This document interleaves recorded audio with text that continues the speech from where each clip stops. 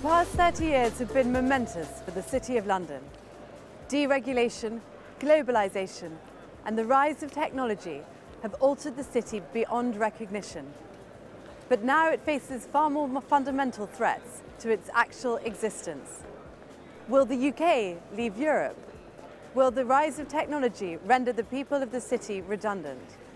And does the next 30 years spell the death of the City of London as we know it? 30 years ago, on the floor of the London Stock Exchange, stockbrokers would give their orders to jobbers to make the trades. These jobbers, most of them East End boys, would record each transaction by hand in their books. Panmure Gordon, a city stockbroker which has been around since 1876, has witnessed a shift to electronic market making over the past 3 decades. What do I miss about the old versus the new? There was an incredible camaraderie amongst the City of London and in New York, where I've worked also.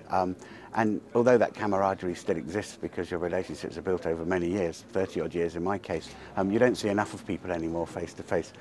You tend to interact more by technology and email and even text than we do in the old-fashioned marketplace. And sometimes that's a shame. For the city, the future holds uncertainty. The rise of automation could see fewer jobs and a more impersonal city. It faces security, cyber and regulatory concerns. At the epicentre of this are London stock exchanges. Over the last 10 years there's been a step change in trading.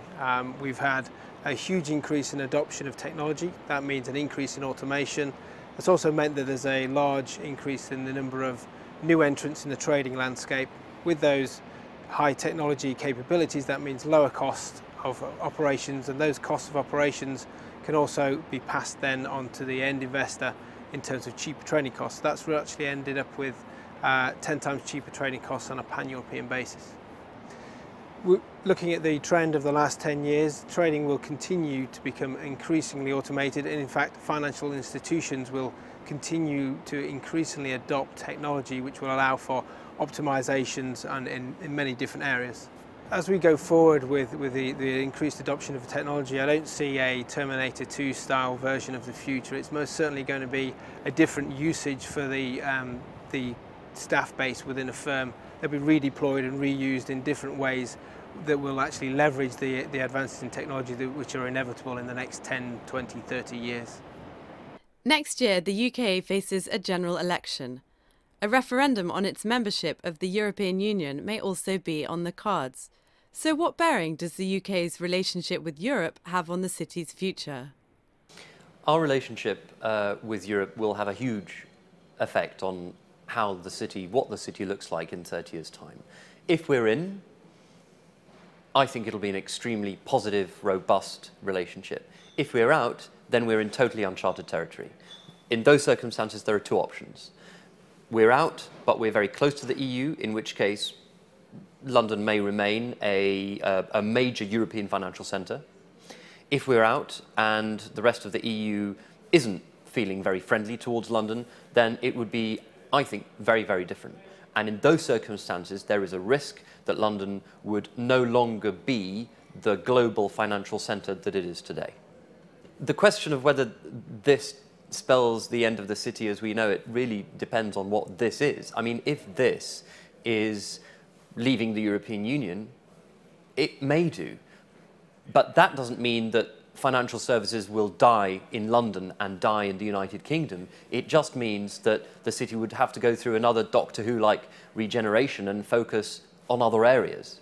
You know, in terms of what that regeneration might look like, we're a little bit into crystal ball gazing. So you can only speculate reasonably. But the renminbi, for example, is becoming increasingly internationally traded. The UK has already said that it wants London and the UK to be a global centre for renminbi trading. The Middle East, Sukuk bonds, Islamic finance, these are tremendous growth areas where the UK has tremendous expertise. So those are things where there will always be expertise in London, and those are areas that people here will try and develop. But everyone else will be trying to do the same thing, and it's all about competitive advantage. The City of London is awash with cranes.